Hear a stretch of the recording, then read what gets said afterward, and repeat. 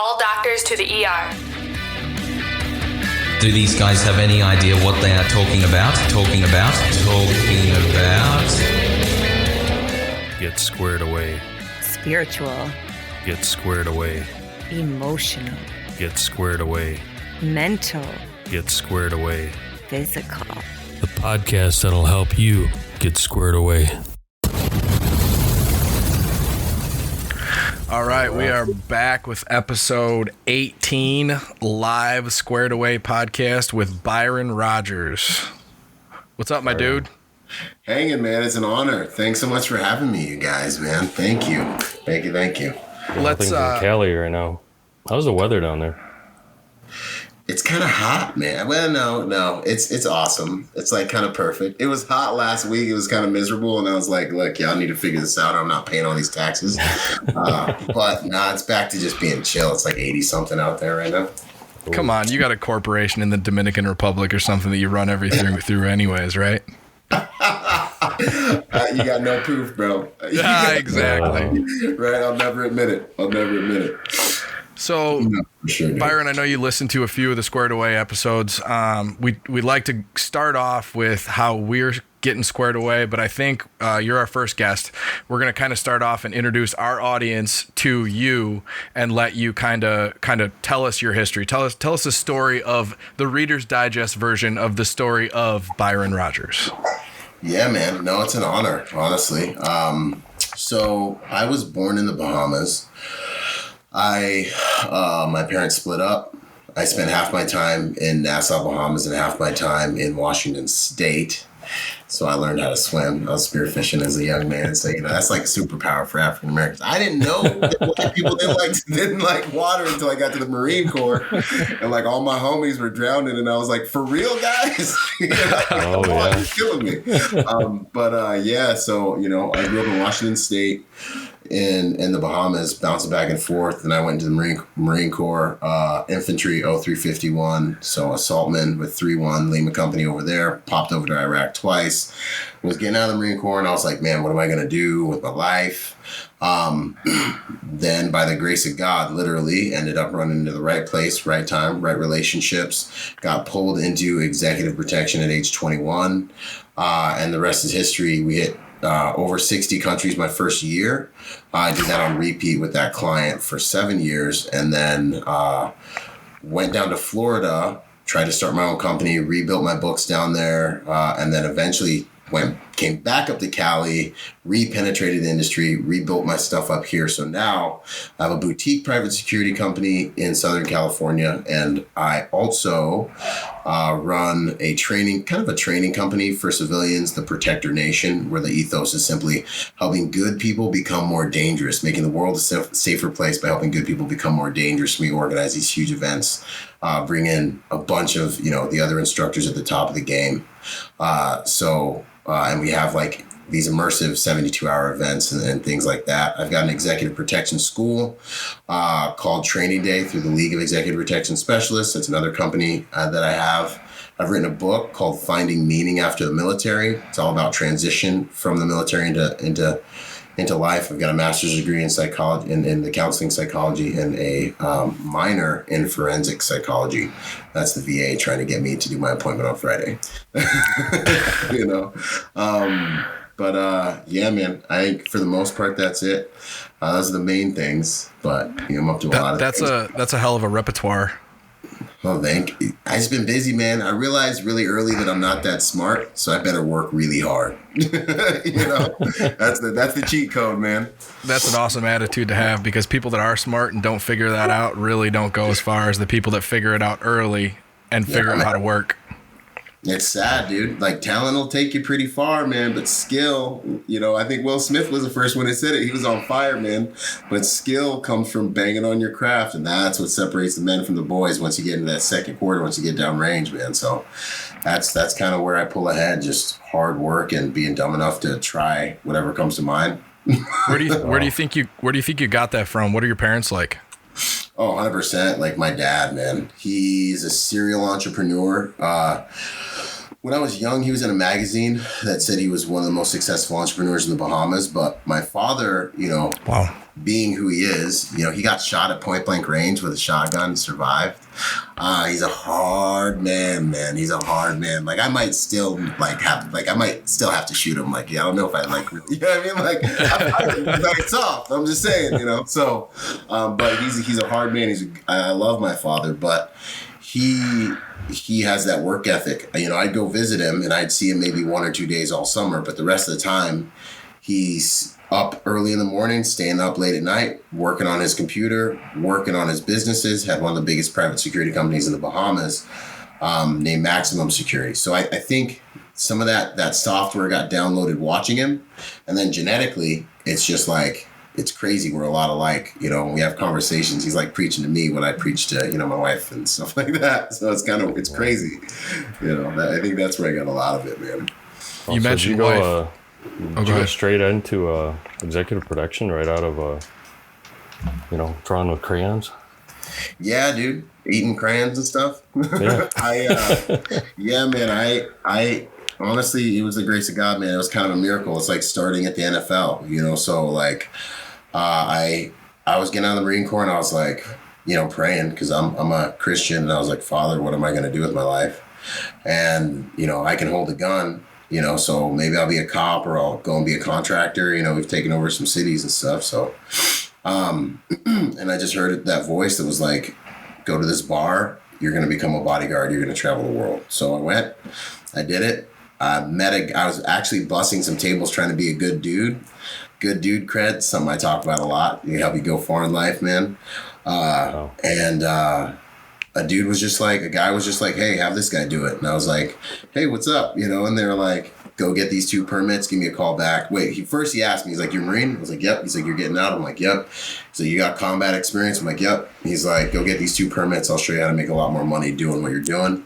Did my interview, Rodeo Drive, Beverly Hills. I'm like inside a Bentley freaking out because like the floors are made, you know, and I'm like, oh, I don't want to I thought someone had their jacket on the ground. I didn't want to put my feet down. Like my world just exploded, man. And then I was wise enough to listen to mentors, and that's what got me through the next phase, man, of life. Really, just listening, keeping that mouth shut. You know. So you mentioned wife. You have kids too? I do. I generally keep them off social media. No, that's totally get that. I'm curious how you balance that schedule with also raising a family. Yeah, so my work family life balance is insane. It's a very good question. I've had a number of students also ask me the same question, man. And really the formula I use is, you know, managing expectations. So I met my wife while I was on the road 2 to 3 weeks per month. So she's just happy that I'm home now at night, you know, and now that I own my business, I have much more mastery over my schedule. So that's part of it. The second thing is, you know, she knows that my mission comes first, because my mission and the way that I serve the world and what we get back for me being good at that mission is what I use to provide for the family. So that's something that I don't move off of, and she respects that. That's just kind of there's no choice, you know. It's kind of like, hey, you can respect that or you can mess up kind of what we have. The other thing that goes really far is I'm deliberate about spending time with her. I'm deliberate about as many things as I can. So I'm deliberate about my sleep schedule. I wake up at 4 a.m. I go to bed at 11. I sleep 5 hours. Arnold Schwarzenegger said, you know, some people say you need 8 hours. You know, you need 6. And if 6 isn't enough, sleep faster is what he recommends. And the Marine Corps, they say you only need 4 hours. So, you know, I go with 5. But when I'm with my family, I'm 100% with my family. I try to execute at least one date night a week. And when I'm there, like, I try to be 100% present. Like, that's what I'm doing. And so it shows her that she's a priority. You know what I mean? And that is kind of how and then if I go on a trip, this one's huge too. This one's huge. If I do go on a trip or do go somewhere, I always try to bring something back for the family to show them, like, I was thinking about it. So that's got me this far. I like that. I like that the making sure that you're spending the time, quality time, while you're spending the time, not just useless time sitting next to each other, but actually involved and 100% present. Yeah. Another huge deliverable is counseling, man. I I don't know everything, and maybe it's because I have a background in psychology that I can see the utility in having someone smarter than you dig around in your stuff and call you out on things, make you defend your ideas. You know what I'm saying? You and your significant other, you know, your wife or your husband, I highly suggest you go to counseling. Find a counselor that lines up with your values. Don't go to no weird counselors because this person's going to have some authority. You know what I'm saying? Yes. So make sure they line up with your values, and then go and have somebody who deals with this trash every single day. Your problems aren't a big deal to them. You know what I mean? Like, they're going to be like, it's a slow Tuesday. Like, you guys don't even have problems. Just need to learn how to communicate. Yeah. And learn some tools, man. That goes really far, man. And if you can get the ego out of the way, it's huge. Ooh, the ego. That's a good point. You are very prevalent on your social media. How do you balance that with the ego? Yeah. So social media is a crazy thing, man. And I'm a man, I'll tell you a little bit more than I usually tell people. My number one value is freedom. You know what I'm saying? So everything I do is like a means to an end. You know what I'm saying? So I think some people get on social media to really like validate themselves, you know? And for me, it's not about that. My ethos is the world will compensate you in direct proportion to your contribution. So like, while I may not be the smartest, may not be the fastest, may not be the sexiest, like I'm dyslexic, it takes me forever to read things, I still spell bad. You probably see like typos in my posts and stuff. I hammer and I try to contribute at a very high velocity. In order to bring honor to my God and have my life not be in vain, right? Because I had a near-death experience in Iraq and should have died a couple times. But also to make a huge contribution that cannot be ignored. And the payoff for that, the dividend, the real payoff isn't the money, it's the freedom. It's the ability to do what I want, when I want, with who I want, how I want, and live my life and to get out of the slave trade. You know, so for me, social media is a business. And there's a really huge intangible benefits to trying to live your life as an example that inspires others that I really, really, really, really dig, man. It's because I know where I come from and I know how like fat and chubby and stupid that I was when I started this journey. And I just want to inspire everyone, no matter where they're from, to see what one person can do if they really put their mind to unlocking their potential and living their best life. You know, so it's two prongs. It's one, it's a business. I'm prevalent on social media because I have systems and I have employees. And then the second thing is, for me, it's my way to really, like, the intangible benefit is like, look at this man in the ring struggle, look at him try hard, watch him fail and keep going, and then see how imperfect you can be and still succeed, so that other people can also have that benefit. Because that's what this life is all about to me, man, you know? But to be more specific, you asked about the ego. I think the ego is really important. But I do look at it as a beast. So you have to manage this guy, you know? Personal pride. I hire a guy who's got personal pride because he's going to do a good job because his name's on it, because his name's associated with it. I need that guy to do a good job first and foremost because of his own honor, which is really a healthy ego. But when that ego becomes inaccurate and it starts to think more of itself than it's actually capable of, this is when it gets dangerous. And that is what I think is so dangerous about social media, man. You know, and I think that's where so many people miss it. They think they're, you know, something because they get this social media feedback, and it's like, okay, cool. Well, let's go to this course. Let's go to the range. You know, let's live your real post your real actual life, you know, and there's nothing there. And if you follow me, you see that I post all the time. So I got to be posting my real life. Like, I would have gassed out a long time ago. You know what I'm saying? If it wasn't me, you know? I have a hard time. You mentioned like him doing the right job because his name is on the job, right? Like, I have a hard time with the social media part of that, with like, oh, look at the job I did. Look at I did this job right here. Like, that's the battle that I have inside myself with the social media is like, yeah, I did this, I did that, I did this. I did it for me. Yeah. I'm not that interested in sharing it, which is part of the detriment to the brand. Yes. And I'm glad you understand that. Some of the most solid dudes I know struggle with that exact same thing. Like, I'm like, and I don't know why, I think I don't because my values are aligned to where I'm like, nah, this is good and this is inspirational for people. But like literally, man, some of my best friends and some of the most solid guys I know, handshake dudes, man, like just straight up good dudes are like, I don't need nobody to know about this. I don't, like I'm not in it for the media, for the social media, for the attention, like I'm doing this because this is who I am, this is what I'm about, and like I would do it for free, and I'm like, I get it. You're right. And you're mad honorable, you know what I'm saying? But if your business grows, you can help so many more people. So you gotta just step out there, It's how we change the world. That's how we change our little ecosystems. It's just the medium that exists right now. So I totally get that, man. I completely get it, And it takes time to like I guess, I don't know.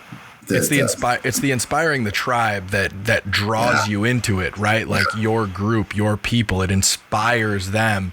But then it's also like almost want to have somebody like over your left shoulder, like, oh, look, this is what he did. This is what he does on a day-to-day basis versus like me doing it myself. That's where I have the battle, which is, it's all internal battle. Like it's all my shit that I got to deal with. But yeah, man, no, it's good. It's wasn't Leonidas, but the other guy, not Leonidas, but Marcus Aurelius, I believe, had a slave follow him around and tell him, "You're just immortal. You're just a man." So that was actually like that was really common with Roman generals. Really? With Roman generals is that was a job, was to follow a general around when he came back from winning a battle and just whisper in his ear, "You are only mortal." That's so good, man. And that, that is. I fear, like I use my fear as fuel a lot. Actually, I fear quite a bit of I fear like a few specific things actually that impact multiple areas of my life. But one of the things I really fear is arrogance, inaccurate confidence, man. It's so dangerous, and reality is bound to bring you back into harmony with where you are and who you truly are. So it's a very interesting line you have to toe when people are telling you, man, that was amazing all the time. And the big payoff is when they say, hey, that changed my life. That meant a lot. That's what I do it for. Every time I see one of those, it's like gas in my tank. But always remembering that, like, hey, you know how like still retarded and chubby and like how stupid, what kind of stuff you're capable of. I'll wreck my life in a day if I don't pay attention. One night I can do it. You know what I'm saying? So it's like, nah, bro. You have to. It's a discipline, man. It's important. How's your family with being on social media? With you being in social media and being in the public eye? So I think that's something I struggle with. Paul knows that. With my, we have the kind of the same background, but I just want to stay in the shadows. I'm even like scared to have my face on the Martin's screen from right this. now, but... Hold on, let's preface this. Martin's from the before they found out about book deals and hair gel. That old school, man. No, I know it. I know it. I dig it, man. I especially because I protect people for a living, and so I take on a lot of their risk, and it has happened in the past that bodyguards and executive protection agents' families have been targeted for things. So my family ain't on my social media, you won't see them on there, so that's one thing. I am starting to get recognized a little bit more in public because of the Call of Duty thing. People are like, oh my gosh, you're the guy from the thing. That's happened a couple times. And I have to balance that also with the fact that I need to move my clients without them being recognized. And that does not help if I'm recognized. No. So, I haven't had it happen where I was with a client and been recognized yet, and we use a lot of back doors anyways.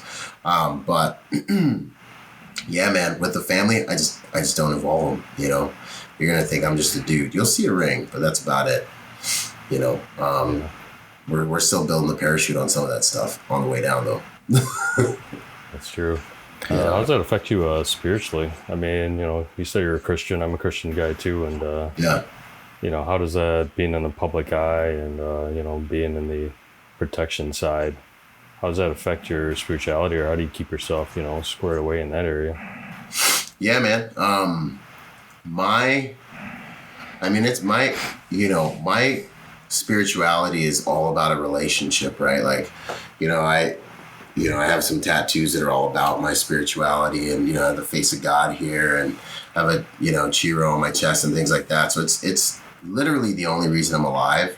I'm really blessed not to be in a position where, you know, like, it takes a lot of faith anymore, because, you know, like, Jesus has just come through for me, man. Like, that's how I got into EP, you know, like, I saved my family's life when I was 4 years old because he told me to go and sleep in my dad's room and lock the door. You know, like, it's a whole crazy story we can get into if you want. You know, Iraq, you know, same thing. Like, I was standing on top of 2 155s, and, you know, the Holy Spirit was like, hey, don't push that, pick it up. And I was about to push a pressure plate, you know, that I was standing on top of. And I've had these experiences because I've always maintained a relationship, you know, with my Father and with the Holy Spirit. And so I've worked so hard. When they say overnight success takes 10 years, like, that's been my story, man. I've worked so hard. I've been punched in the face so many times. I failed at like 9 businesses before getting to this point.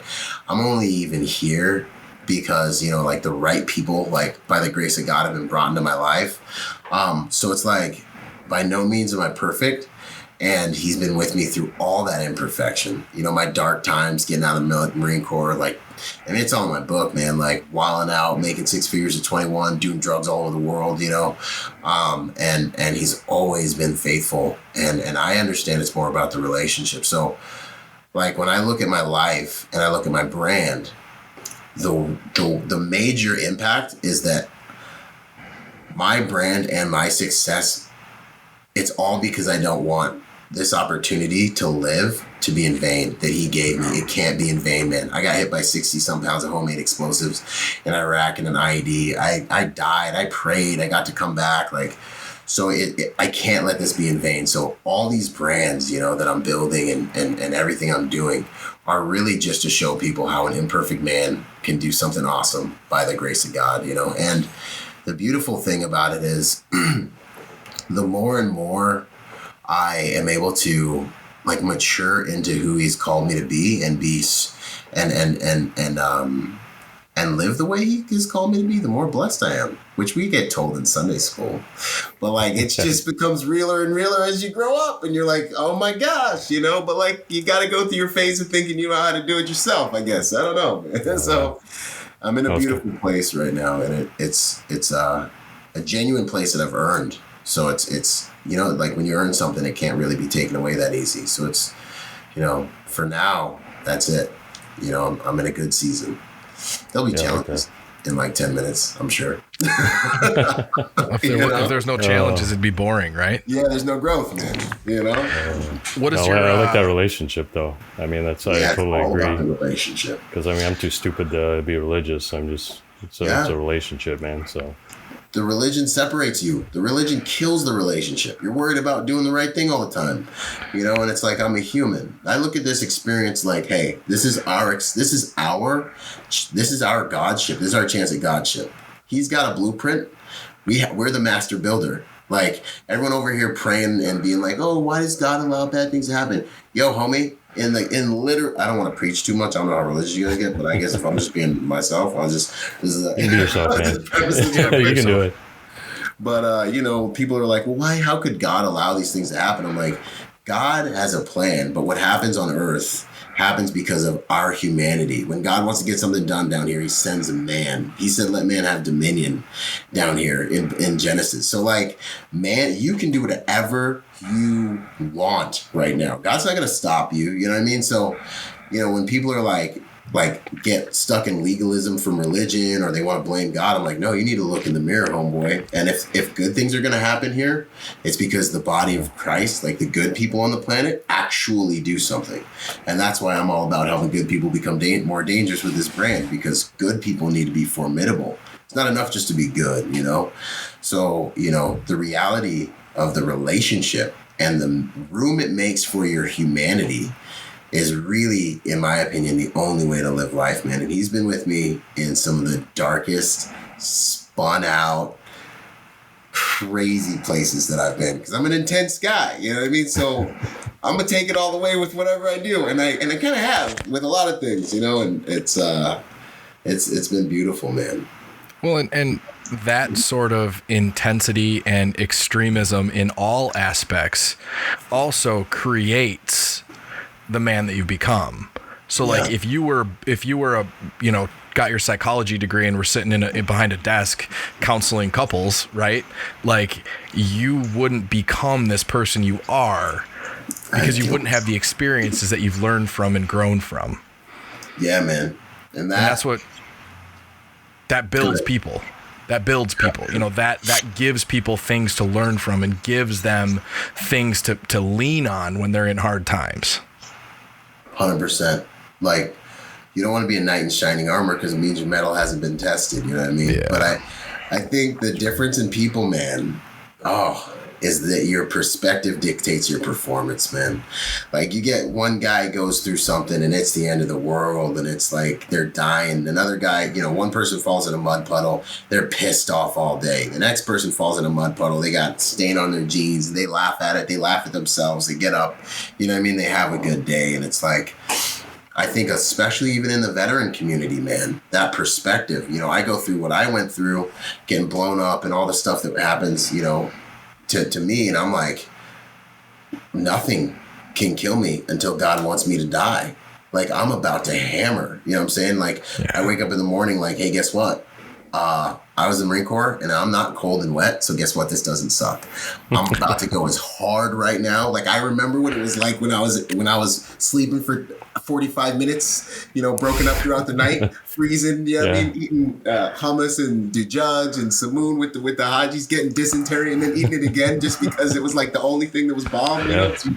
You know, I remember that. And I wake up every morning and I try to go as hard, like, it's war in my head. Like this is how I deal with PTSD. You know what I mean? Like, I try to go as hard right now, like as if I'm in war for the things I want in life, as I did when I was miserable as heck over there doing that other stuff, you know? And so for me, everything I went through there is like a slingshot. It's like fuel, you know? It's like, we're about to hammer, you know? And then for another guy, it's like, oh, well, that was so terrible. And I'm hurt. I'm like, I talk about perceptual empowerment. It's like, if you can change your perspective, you can change your performance, man.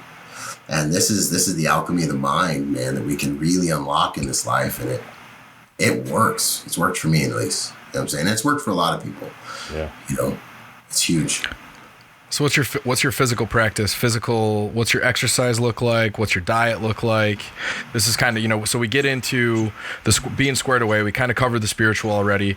So we've got physical, we've got emotional, we've got mental. So what is your practice? What is your daily, weekly practice as far as your physical? Man, I love this stuff, man. I love that you like really get into all of it. You're not afraid to get into all of it. So my physical, man, is I wake up at 4 a.m. And I love waking up at 4 a.m. Those are the best times of the day, because all the needy, the problems, the people that you got to manage, everybody's still asleep. And They're it's all like asleep. your time. It's like monk time. It's like warrior time. You know what I'm saying? So I wake up at 4. Here's a hack. I have a shot glass next to my bed with all my supplements in it. So, like, discipline is great and it's awesome and you need it and I love it. It is one of my highest values. However, discipline doesn't last generally until you can get it into a habit. You can see the results from the habit and then it takes on a life of its own. But it ain't the discipline then, it's the attraction and the value you found in it that keeps you going. So I have a shot glass next to my bed. I got like half a caffeine pill in there. So I got like a little bump of 50 grams of caffeine. I've got Limitless, which is like a neurotropic that I love. I've got some L-theanine, arginine, deer blood for vitality. So I have this little cocktail next to my bed. Boom, alarm goes off at 4. I roll over, I slam that. Boom, pound it with some water, and then all of a sudden I want to get up. Like I already hacked my biology, right? Yep. Get up, turn on some motivational stuff on YouTube. I have a couple playlists on YouTube that are all motivational speakers, or I have like music with no words. That just, it's like, imagine the soundtrack to like Last of the Mohicans and stuff like that.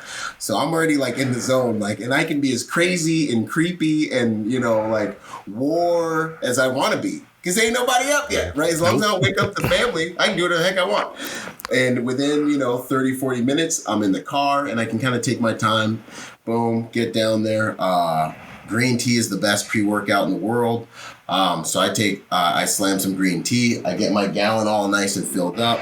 I put apple cider vinegar in here and electrolytes, like low sugar, like no sugar electrolytes. Yeah. I don't eat until like 2 p.m., sometimes 12 o'clock if I'm hurting, if I didn't do my nutrition right the day before. I run, not keto because I'm not technical enough really, but I'm more paleo with intermittent fasting. So I try to eat around 2 o'clock. Sometimes it's 12, depending on if I did my nutrition right the day before I got enough fats, but I don't eat until before 12. Damn. And then I eat one more time for dinner. I get about a 2-hour workout in. I'm leaving the gym by 7. I'm at the gym right around 5. And I'm usually doing like a mix between like conventional weightlifting along with kettlebells, a lot of kettlebells. Sometimes I'll jog for 30 minutes on the treadmill, or I'll do sprints as well. But I like to keep my pull-ups up. I can still bang out 30 pull-ups, man. I'm kind of proud of that, you know what I'm saying? So I keep that stuff up. And that's really like, after that, when I get back home about 7, or I hit my gym, I have like a makeshift gym in the garage to survive the great, the pandemic, or the great convenience, whatever you want to call it. I'm working out for at least an hour and a half, and that's 5 days a week if I can get away with it. Sometimes I'm down to 3 days a week if, the clients need me and things are happening. But that is my ideal foundation for my day, and I'm a morning workout dude because it unlocks so much energy and intensity. It's beautiful, and I like to go into life knowing how strong I am, like knowing, I know what I'm capable of. And arrogance is inaccurate confidence. You know what I'm saying? Confidence is knowing, like for a fact, it's calm for those reasons, So that's like my workout schedule, man. Yeah. Damn, you work out at 5 to 7 and don't eat until noon or 2? Yeah, man, that fasted workout game. No. Oh, I know. The hack is I have a gallon of water and apple cider vinegar that curbs your appetite and electrolytes, which I usually slam most of it in the gym, and then I refill it when I get home. And then I always worry about the lack of feeding the muscles after a workout, because I try to intermittent fast, but like I'm a morning workout guy too, so I sit there and I'm like, fuck, I gotta eat. Like I can't not eat. So then I'm like, what do I eat? Do I eat from 7 until 2 and then just not eat with my family at night? Like that's not gonna work. No, man. I also have I have a thing for fasting. So every year I fast, and I've gone 15 days and I've gone 40 days before. 40 days on Master Cleanse, which is like water, apple cider vinegar, maple syrup, cayenne pepper. I fucking can't handle cayenne pepper after doing that damn thing. And lemon juice. And lemon juice. Yeah. I can't, dude. I can't handle cayenne pepper after that thing. It's the spicy lemonade, man. And I did that for 40 days. But you get superpowers, bro. By the end of the thing, you're like glowing in the dark. You can like read people's minds, like everything you wanted to do for your mind's so clear. You're like, food's a crutch for weak people. Man. No. So with that having been said, mastery over my flesh and over my physical body is really important to me. So when I get cravings and things like that, it's like I'm working out again. It's like I hear you, but we're gonna eat it this time. You know what I'm saying? And that pays dividends in every other area of life. To be able to, if you can control your biology, controlling this becomes easier, in my opinion. Do you know who Peter Attia is? Dr. Peter Attia?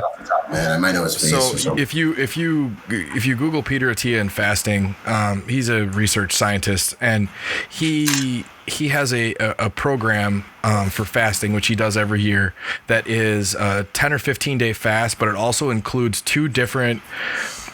They're prescription drugs, but they're prescription drugs for like something really random. But in scientific studies, they've been shown to increase cell apoptosis. So cell apoptosis is your bad cells getting killed and eaten by your good cells. Nice. And so it increases your cell apoptosis. So his theory is that once or twice a year, 10 to 15 day fast along with these drugs should kill any beginnings of cancer cells, which then they cannot reproduce. Keep reproducing because the cells are dead and then do not reproduce, which cancer is a overproductive reproductive cell. Yo, you gotta text me this guy's name after this episode, man. All right, I will. Well, and I'll Peter spelling. Attia. I'll see if I can find the drug too. That is amazing.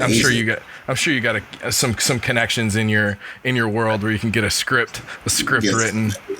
We make things happen, you know what I'm saying? Yeah. We make things happen for people, that's what we do. So you're busy. What does your mental exercise look like? Yeah, man. So I've got a couple things that I do. The audiobook game, man, is strong. Yes. For me. Okay. Something else that I didn't mention is on the days that I am, going all the way back into the workout. Okay, I'm listening to a playlist that's on my YouTube channel called MotoVids. It's a compilation of motivational speakers and people that are all about self-help and CEOs and all these people that are solving high quality problems. And I've compiled this playlist, and it's like 600 or 700 videos at this point in time. So I put that thing on random while I'm in the gym, and I'm getting high quality information from people who have solved high quality problems. You show me, you want to know the measure of a man, you look at the measure of his problems. You know what I'm saying? So my perspective, your perspective just starts to grow to where it's like you deal with these things that you're looking at and you're like, okay, it may have looked this big before you've been spending so much time with people who've solved problems way beyond that you start to like hammer through problems, man. Like, and your life, if you want a higher quality life, you need to make higher quality decisions. How do you make higher quality decisions? You got to get higher quality information. Me, knowing that I'm not that smart, right? The hack is I keep on trying to learn. So while I'm working out, I'm listening to all of these different motivational speakers and people that have solved higher quality problems and or an audiobook. If it's got to be really good though, because I got to be in the zone when I'm working out, and then when I get done there, I come and I hop in my UV sauna, and I'm also kind of in a meditative state while I'm working out. Like I'm thinking about things that I need to deal with. I'm like in this state where I'm chewing on all the different issues that I'm dealing with. It's not just all about physical growth. It's really a lot about spiritual growth and stress inoculation and strengthening my mind, will, and emotions. Then I come home. One of the best things I've purchased is a UV sauna for the house, man. So yeah, man, it is like $1,500, and I got a UV sauna in here. So I hop in there, especially when I work out at the house, because those workouts are a little bit shorter. I spend about 30 minutes in there, and whether I do that or not, I come up with 3 to 5 things I must get done today. Like drop dead time. This is the trash you need to get done today. Love everyone. Make them feel special. That's great. Before you go to sleep tonight, okay? You're going to get these 3 things done, or you're falling on your sword and you don't get to go to Valhalla. Like we're Marines, right? Like get this trash done. Like that's how I deal with myself. I'm harder on myself than I am on anyone else. And that's my love language. It's my dad's love language too. But like anyone who's been in the military, I think that's their love language. They at least get it, maybe. So thanks, babe. So,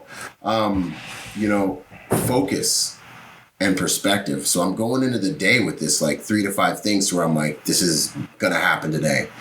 What that does is progress equals happiness. And you want to respect yourself at the end of the day. You look in the mirror and it doesn't even matter how big those things are, but it's like I have superimposed my will on this day in one way or another. And it gives you fulfillment. It gives me fulfillment, and it has many other people. So that's kind of the way I psychologically approach the day. And then I hammer until that trash is done. While I'm in my car, I'm not listening to music. I'm not in my feelings, like bobbing my head, singing to whoever. I'm always listening to audiobooks, bro. Yeah. Like I'm hammering on, chewing on the audiobooks. I hate reading, but also at the same time, which I need to like probably get better at. It's probably good for my brain, and there's probably a lot of good stuff. Like I should probably get better at it. But with the amount of things I have going on, audiobooks seem to serve me the best. So I'm always hammering out audiobooks, man. And Do you ever get somebody that tells you about a book you need to read and then you can't find the fucking audiobook and you're so mad? Dude, that happens to me all the time. Oh man, no, it's so it's there's probably a list. I need to just absolutely, man. That breaks my heart when that happens. And my book's not an audiobook yet, so I think somebody needs to get on maybe on that list, that three person or that 3-point list. Yeah, man. You know what? I probably have some like inner psychic friction around reading the book because I still read slow. So I'll be sitting there. It's going to take me like a month. It's going to take me to read it smooth all the way through. Anyways, we'll get there. I'm gonna get it done. Yeah. But it's like bucket list. It's like up there with like doing an Ironman for me. But I'll get it done. I'll get it done. I can swim and I can bike, but that running is just not happening. Right? What is the best, I'm gonna say information, but that you've learned from clients? Because you have high profile clients. These are people that get shit done at a level that the average human being would never understand. So what have you learned? What are some of the best things you've learned from those people?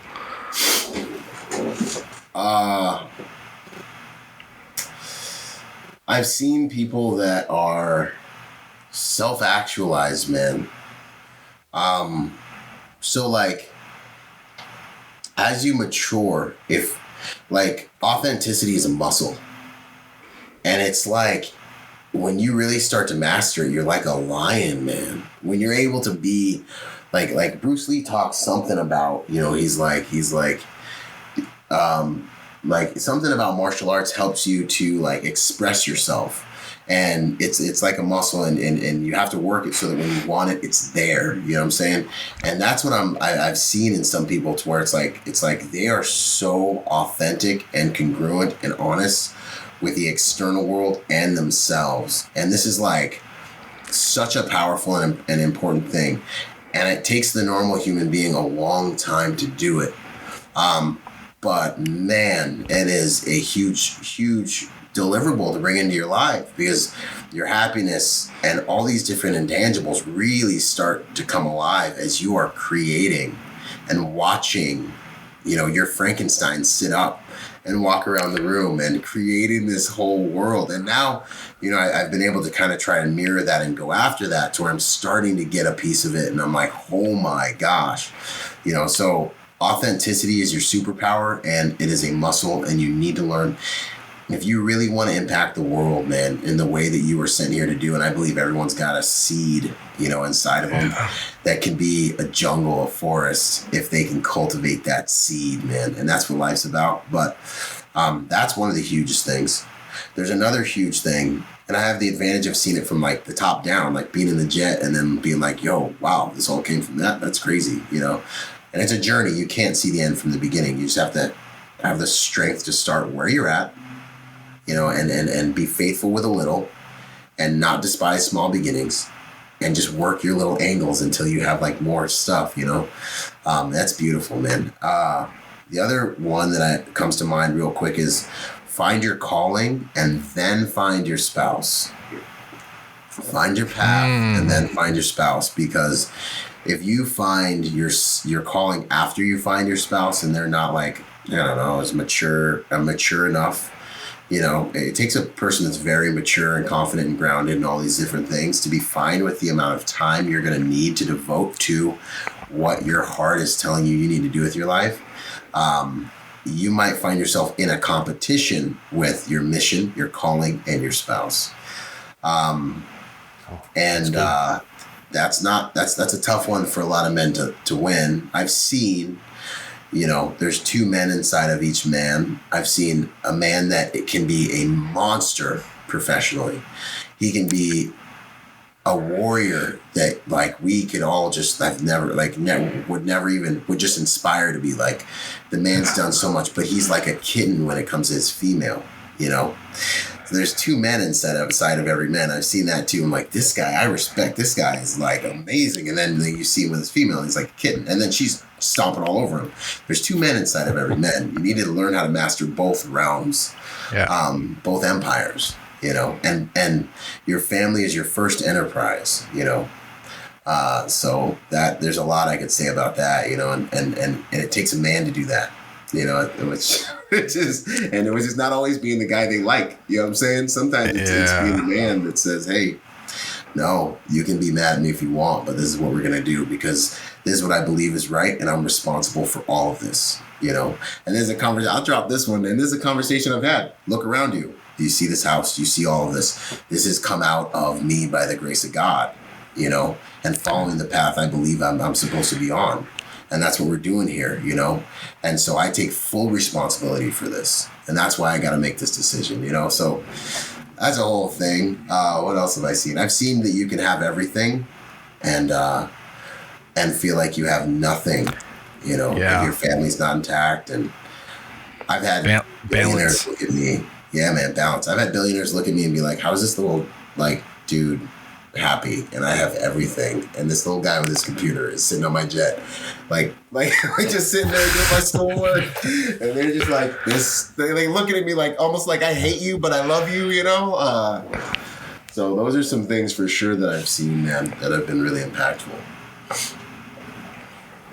Wow. And I'm good on time. I know my answers are long. I apologize. No. That's what this is about. This is a conversation. It's not. I mean, we could call it an interview, but it's a conversation. We really like to give as much to our listeners as takeaways, because let's face it. Like that's why you read an audiobook or listen to an audiobook. That's why you listen to a podcast, because it gives you value. And some of them are entertaining, but me and Martin just aren't that entertaining, right? Like we crack some good jokes, but we really try to give as much value for that hour and 20 minutes of listening as we can. Yeah, good, man. I'm good on time, so solid. What is the absolute best purchase that you've made under $300 in the past year? Like the most useful. One last one came to me really quick about the clients. Yeah. A lot of them might be really good at one thing, but they're not really smarter than you.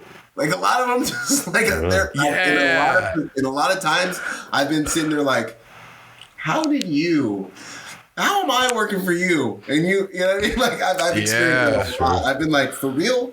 Like you don't know where you're this and that and the next thing, and I got to do this, that, and the next thing. But you know, anyway. So I'm just saying, don't ever look in the mirror and discount yourself, because that's a huge thing. And I think before you get into the purchase question, I think that could be one of the absolute best takeaways from this podcast is when you humanize exceptional people, it shows you that you can be just as exceptional or more exceptional yourself if you have the discipline. Yeah, if you have but humanizing exceptional people, like we put people, especially successful business people and celebrities and shit, we put on a pedestal in our society, and they're just human beings. They're just as valuable. Politicians, more valuable, right? Like anybody that wants that job shouldn't have that job. Yeah, basically, that's exactly, man, exactly.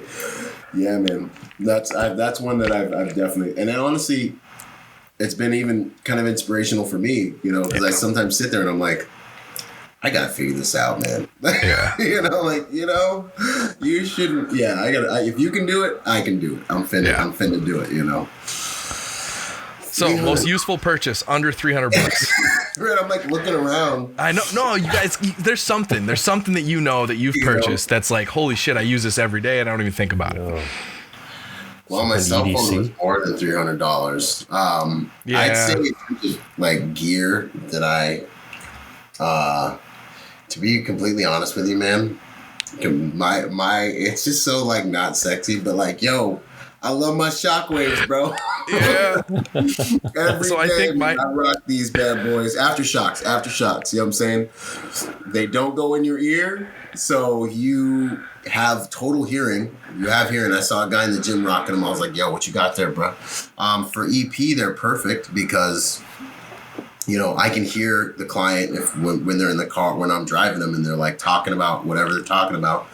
And I can still hear directions if I need to hear directions. I can still hear comms if my guys, you know, we're running Zello or something. These work for EP. They work for everyday life. They're so light that I forget they're on my head. I can hop in the shower and listen to stuff. They're waterproof. So in terms of like mad value, under $300, I'd say these were probably like $60, $70. Get them at Best Buy so you can return them if something happens and get a new pair. You know? So is that part of your EDC kit then? Sure. What's your EDC? My EDC. Other than your wallet. Right? So, you know, I mean, So I run a CZ P10 series, and then I got a Norso stock on it. This whole thing is stock except for this slide, man. A Norso slide, excuse me, which I just think is awesome. I put a P10F barrel in it to get a little extra length, a little more muzzle velocity, a little velocity on there. SRO Trijicon optic. I've ran a lot of optics. I do competitive shooting, so, you know, I've ran a lot of optics. And I shoot, you know, close to 500 rounds a month, 800 rounds a month, depending on how we get down. Surefire XC1 light on there. It's not like the most powerful light, but like for inside or whatever, I can light up whatever I need to. So that's my everyday carry gun. And I always have a Surefire. What is this one? This is the EDC L1 Tango. That's my flashlight. In terms of like EP stuff, man, I use my flashlight more than almost most anything else that I use, right? So I always have my flashlight. I usually throw it in my belt right next to my gat. I've tried a lot of knives. I've been to some knife fighting courses and stuff like that. And you know, knife guys are particular. You got there's like gun snobs and there's knife snobs. So some guys are gonna hate this, some guys are gonna love it, right? But I rock my Karambit, man, because we can't have fixed blades in Cali, and it comes out nice and quick and smooth. I got the wave opening, so Fox Karambit is what I'm running right now, and I've been running that for a little while. I love that knife. Cut my wrist open trying to be cool with it one night watching a movie. You know, yeah, it ain't yours till it makes you bleed, right? That's right. I do keep my medical generally in my bag that's in the car with me, which I should probably like put a tourniquet on myself somewhere, but I usually run it in my bag. And then I have these. I don't know what this is called, but I did a tactical review for them. But it's basically 550 that comes off and is a restraint that you can use. So, nice. You know, veterans are wearing 550 every single day, so it kind of comes with like an alibi, like, oh yeah, he's probably a veteran, or just, you know, some cool bracelet. I wear some like little bracelets. I make my own bracelets. That's a whole other weird thing I'm into. But you know, you take this with you on a flight, or just having it with you if you need to make a citizen's arrest or restrain somebody. You have something to buy you some time until, you know, Leo can get there and help you out. That's awesome. Thank you. Yeah. Oh, wallet. You said all the way down to the wallet. I do have a cool wallet. Hold on 1 second. I rock the Ridge wallet, man. Oh, I do. So yeah, man. Ridge wallet, carbon fiber. You know, that thing looks like it would have my ass half up on one side while I was trying to sit. Yeah, I have gotten a little snacky with it, but I 511's made some really good, like, I don't want to say skinny leg jeans, but you're not running around all parachute pants anymore. Like, they're like fitted and stretchy, and they have like special pockets. So you have two more pockets that are designed to put an AR mag in them. So my wallet's not anymore under my butt. It's either in that side pocket, or right now I'm wearing some Victos pants. So I have like a little side pocket down here. I can drop it in. But you're right. It's like a hardcore thing in there.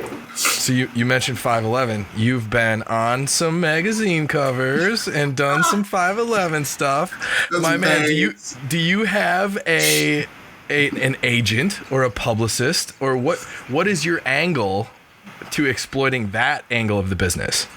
Yeah, man. I'm now looking at the publicist manager route because, like the Call of Duty thing, the 511 thing, a whole bunch of stuff with Tat Gas and like Black Rifle Coffee, all these things are happening.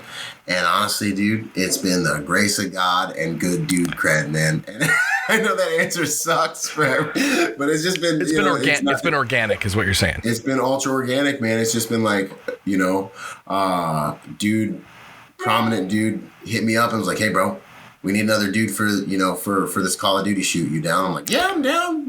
Yeah, I am down. I am so down." And then with 511, I've been popping into their stores and shooting with a couple guys who I've met at shooting competitions at corporate, and we've formed relationships over years, and they're like, "Sweet, we're trying to do, take the brand in this direction, fuse the everyday guy along with, the working dude, and I'm EP, so I dress like an everyday guy, but I need the working dude quality." So like 511's been really awesome, for that. So it's been just good dude cred and, man, grace of God, right time, right place, right relationships. Everything in your life, good and bad, will come through relationships. That's what I always say. Well, yeah, congrats on that 511. I saw you pop through my junk emails. All of a sudden your big mug was on there. I was like, holy crap, how'd he get on there? Right. What's up? 511. Awesome stuff. That's Okay. cool, man. No, thank you. I appreciate that, man. It's an honor, Yeah. It's beautiful to see these things blossom, because I've been working in the shadows for a long time and ain't nothing. I'm talking about you plant the seed and you're like watering the same spot and you're like, I know I put a seed down there somewhere. I guess I'm gonna keep watering it, So it's beautiful to see that stuff happen, man. But it's just that consistent banging your head on the wall until the seed finally sprouts that most people they just quit. They quit before that seed sprouts. And I had the podcast before this that was all, whiskey and cigar based, and that didn't work out, but it was like it could have. But it just wasn't what was meant to be. It wasn't helping anybody.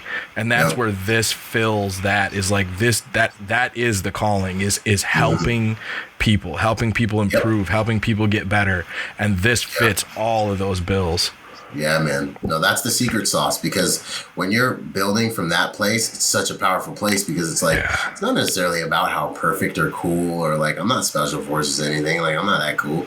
I mean, it's not even about that. It's literally about contributing.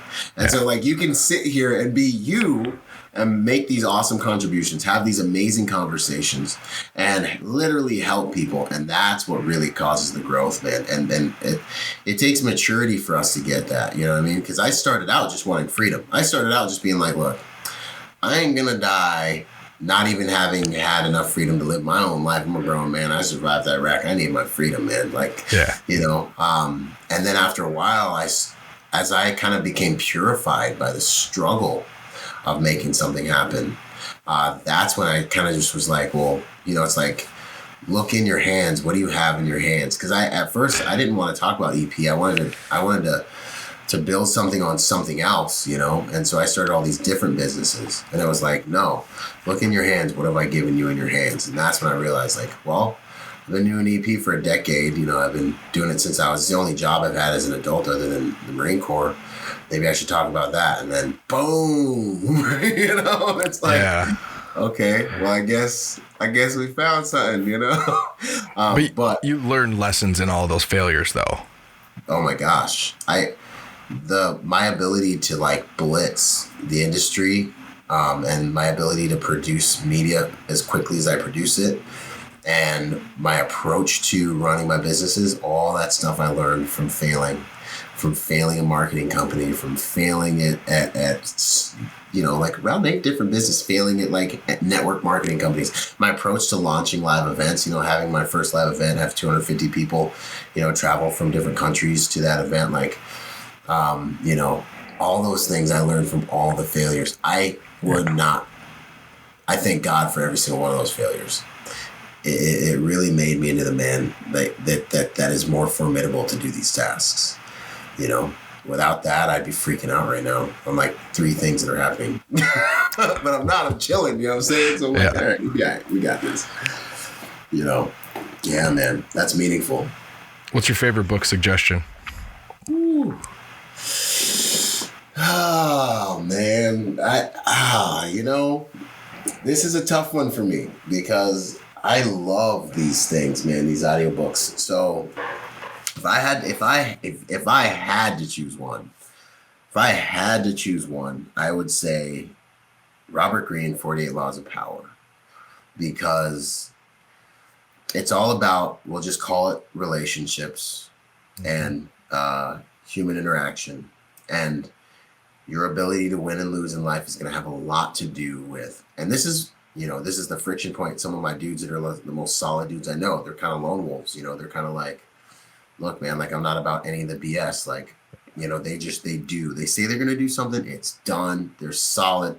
But with the relationship piece, they struggle because with that comes a rigidity, like a kind of a rigidness and an honor code that's like ultra high that a lot of people cannot maintain and cannot abide with, you know? And so it can add some friction in some ways. You know, they're awesome dudes that, you know, I love, and I try to be like them in some areas. They're better than me in a lot of areas, you know, but I say all that to say the 48 Laws of Power is a book that I've really given to a lot of them and used in my life that has helped me tremendously at the art of relationships. It's the most read book in prisons because it's the social dynamics in prisons that get you killed, you know? Yeah. But I got like a list of about 6 or 7 of them. Like, Yeah. just rattle off, right?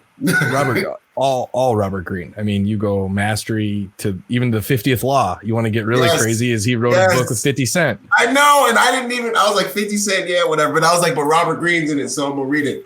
Book is fire, man. I've read it like 4 or 5 times. It's probably that is literally maybe one of my other favorite books, man. Yeah, it's all about alchemy, which is beautiful, man. Anything Robert Greene, As a Man Thinketh, 45 minute or so listen. Yeah, super short. That was like my first audiobook that I ever listened to that started this whole thing. I'm listening to a book right now called The Road Less Traveled. Forget the name of the author, man, but it's an amazing book, an older book. I got it right here. But this author, man, he blows my mind with a lot of stuff. I like a lot of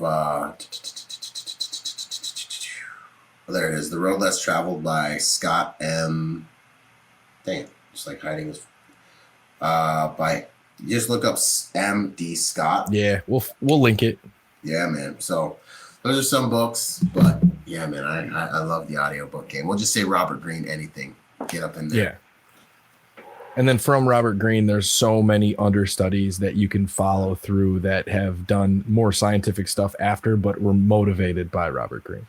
Yeah. So there's a huge list. Cool. I think we covered everything except for your emotional work. How do you keep balanced emotionally? Because you have to keep a very rigid exterior in executive protection, correct? Yeah. Yeah. I think that this is a very, very good quality question. I think I have some advantages because I was raised in my family was naturally very disciplinarian. You know, it was, oh, you're upset. That's cool. Take a break for 5 minutes. Come back to the family when you're good to go. Or you can get a spanking. Like, or we reserve the right to whoop your, you know what I mean? So yeah, it was like, oh, you got a problem? It's interesting. That is your problem. You go deal with that. You come back here when you're correct. Boom. That's it. That's the way that I was raised. So I learned, you know, I would get a spanking and then I would have to give my mom a hug afterwards. You know what I'm saying? So like I had to, you know, and then she'd be doing all that. This is harder on me than it is on you. And I'm like, lady. And my mom gave me the worst whoopings. My dad gave me a couple, like maybe 3 total. My mom stayed whooping my butt. You know what I'm saying? So I had to learn emotion. I had to learn how to come correct. Like if I was angry or wanted something, I better ask correctly, you know? So I had to learn emotional intelligence as a young man. Emotional intelligence, you can have all the IQ in the world, man, and it'll get you somewhere. But if you do not have the emotional intelligence, that's really what separates the men from the boys. You know, you'll get to a level where you're like, okay, so we're all this smart. Yeah. Now what separates us? It's the emotional intelligence. That's 100% what it is. So that I have an advantage with. And then the Marine Corps further nailed that down. My approach to never forgetting how much we struggled in training. I will not let myself forget that. Never forgetting how miserable I was when we go 2-3 weeks out in the field and, you know, have to deal with all the the prickly heat and the chafing and the being ready to kill someone just to have a hamburger at McDonald's. I swear, you know what I mean? Like, I would kill for a hamburger right now, you know, like I never let myself forget that. And so, you know, I remember, I know what hard is. I know what suffering really is. I know what being cold and wet all night, and you guys do too, and praying to God all night, be like, Jesus, please help me. And like, just praying all night and freezing, and he never comes. You know what I mean? Like, I know what that is. You know what I mean? And so, but you know, he never gives you more than you can handle. You just ain't got no idea how much you can handle, you know? So half of life is learning what you can handle. So I'm always keeping that in my mind, you know? And if no one's bleeding and, you know, no one's shooting at us, then there's no reason for me to lose my cool. And if those things were happening, I better not lose my freaking cool, you know? And that's the way I talk to myself, you know? And I had an experience when I got out of the Marine Corps, and I was kind of feeling bad for myself, and I was like so upset, and I was really upset. And my ex, she was like, I remember being like, just moaning about everything, dude. And she goes, you know what I think? And I'm like, what's up? She's like, I think a former version of yourself would think you're acting like a little bee right now. And I was like,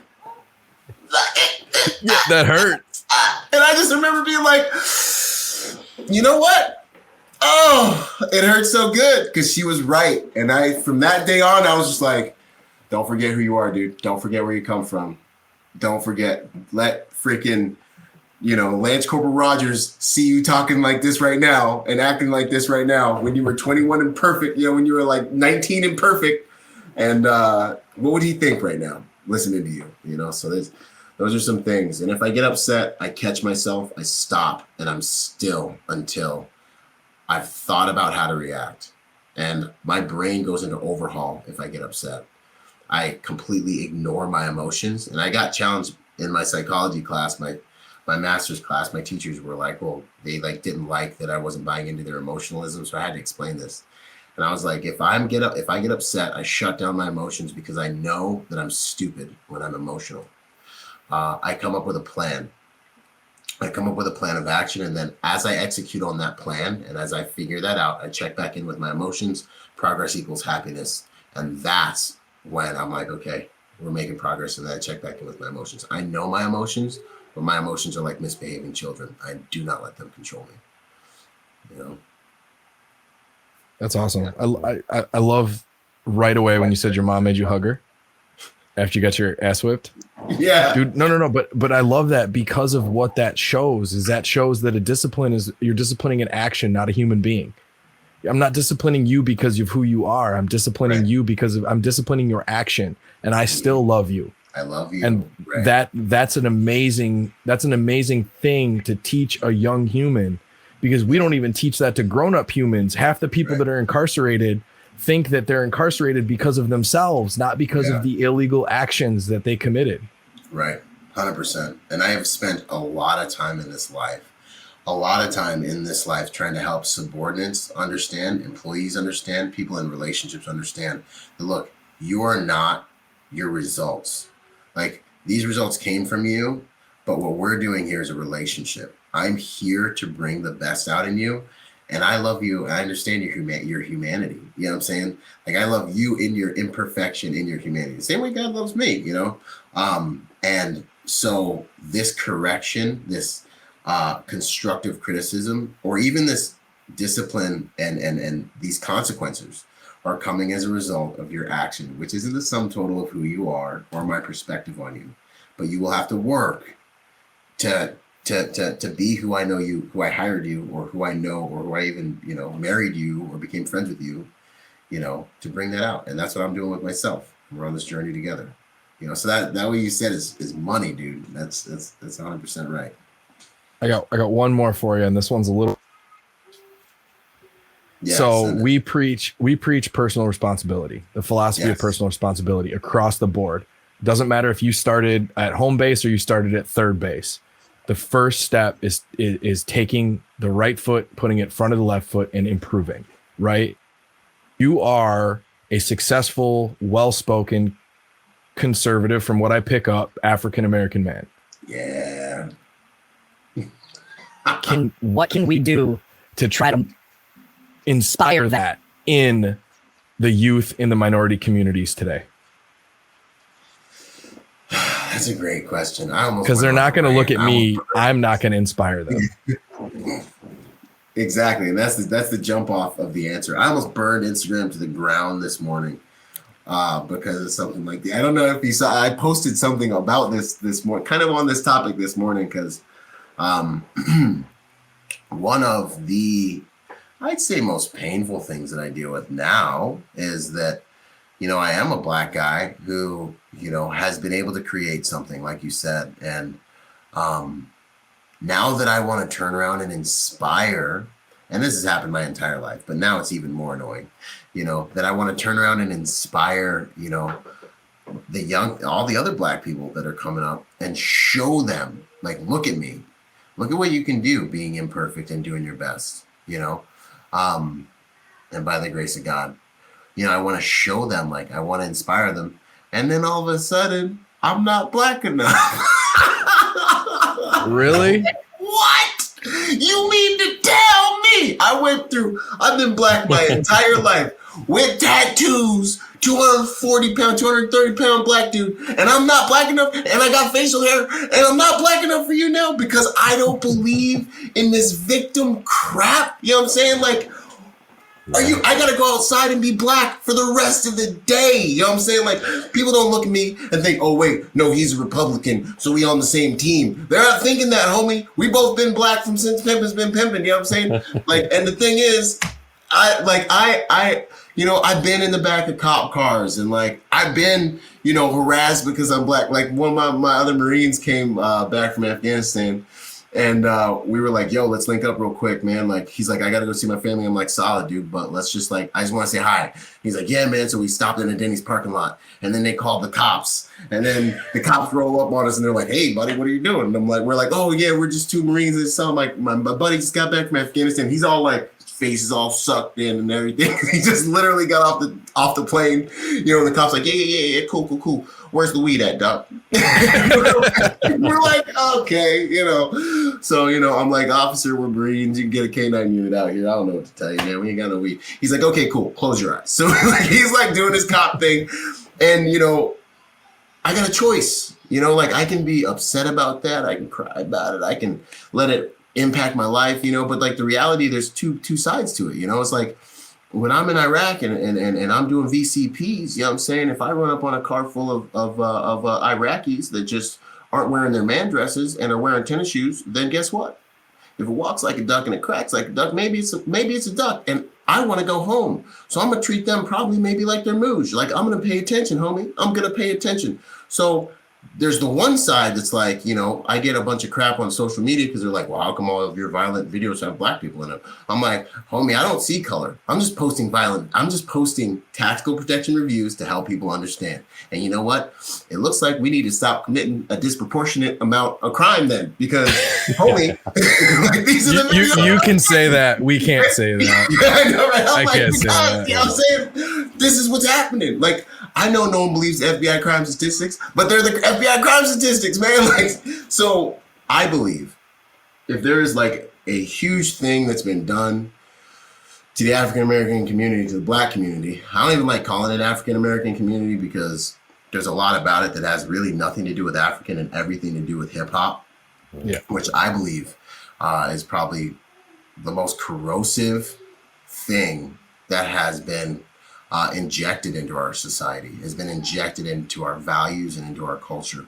Like the funding of these freaking guys, they took the dregs of our society, they put them up on a pedestal, they gave them everything that people wanted, that were experiencing that huge economic divide, that were experiencing the have-nots, were watching these people on a pedestal, and they reconstructed our culture and our values. Okay, whoever funded that was messed up. And there wasn't a white rapper until I was in middle school. You know what I'm saying? So you can go ahead and be mad about that. But what I always say when I have like some of the old heads pull me aside and they're like, hey man, you're like, do you not know the history of the black man in America? You know, and all the horrible things that have happened to us. You know, like you don't seem like, you know, you seem like you're an Uncle Tom or like, you know, all this other stuff. And I'm like, and they do. They call me an Uncle Tom. They say I'm a victim of racism that doesn't realize I'm a victim of racism. And this is going to answer your question. And I'm like, no, man, I'm like half an immigrant that was raised in a lower middle class home that came from a third world country, that joined the Marine Corps infantry, survived it, and then became an entrepreneur, and then failed for a long time, and then finally has carved out something. Like, if a black man came and sat in my office, if a young buck came and sat in my office and he said to me, you know, I'm gonna be black for my whole life, what is your advice? I'm not gonna start pulling up information about Jim Crow and all the atrocities that have happened to black people and that have happened to every race all around the world, okay? All right? I'm not gonna start doing that. What I'm gonna tell him is, look, homie, everyone on this planet has things they have to overcome. Your problems will be as big as you make them. You have one responsibility.